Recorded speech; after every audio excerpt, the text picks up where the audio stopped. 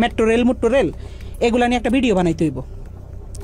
এ কথা বলে আমারে বলতে যে তোলাই ভাইয়া কিছু টাকা পাঠাইতেছি, তো হে তো যেটা বলে আমরা তো ভয় পাই। আমি কিন্তু হেরে বাঘের মতো ডরাই। আমি না, আমাদের টিমের সবাই তার বাঘের মতো ডরায়, কারণ মানে সে অন্যরকম মানুষ ভাই। সে ক্যামেরার ভিতরে একরকম, কিন্তু ক্যামেরার বাইরে খুব ডেঞ্জারাস একটা লোক। তারা কিন্তু সবাই ভয় পায়। ইউটিউব ইন্ডাস্ট্রিতে একটা টাইমে তার সবাই বাঘের মতো ভয় পাইতো। সবাই তার অফিসে ডাকাইতেছে, যারা আমরা টিমের যারা মানে ছাত্র আন্দোলনের সময় তার বিপক্ষে চলে গেছিলাম। তার বেল্টের বাড়ি আমার তো বেশি কেউ খায়নি।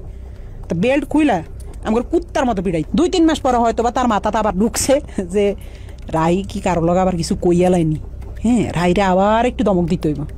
কেমনে বড় একটা নেতার সামনে হয়তো ফোন টোন দিলে আমি একটু ডরাই যাই। আমি তো ডরাইলে আসলে আমি কিন্তু ভয় পাই।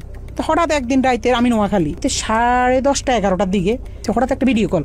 তো ওই দাফরি দিয়ে এই তো আবার তলপেটে কামড় দিয়েছে। আল্লাহ এতদিন পর হঠাৎ কল দিয়ে আবার কি জানি কি কয়। হঠাৎ ফোন দিয়ে কয়, শুন তোর লগে একজনের সাথে একটু কথা বলাই দিবে, বুঝছস রাহি? পর আমি কই জি ভাইয়া, কোনো সমস্যা নেই বলেন। পরের দিন দেখলাম হঠাৎ করে বিপিনুর ভাইয়ের সাথে আমার কথা বলাই দিছে ভিডিও কলে। আমার কইতেছে একজনের সাথে তোর কথা বলাই দিব, সে কিন্তু নেক্সট বাংলাদেশের অনেক বড় মাপের একজন কেউ হবে, প্রধানমন্ত্রী বা মানে ভালো একটা পদে যাবে। তো পরে দি আফ্রিদি ভাইকে বুঝছি তো তোর ভাইয়ের অবস্থানটা? আমি কি জি ভাইয়া বুঝছি। পরে কথা সাবধানে থাকিস, ঠিক আছে? আমি কি জি ভাইয়া ঠিক আছে।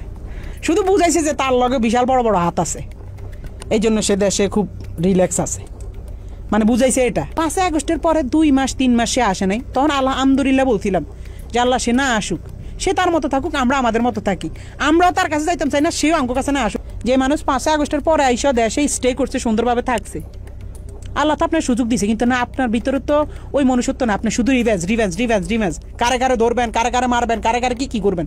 আপনার মনের মধ্যে শুধু এইসব হারামি। আল্লাহ কি আমরা ছাড় দিব?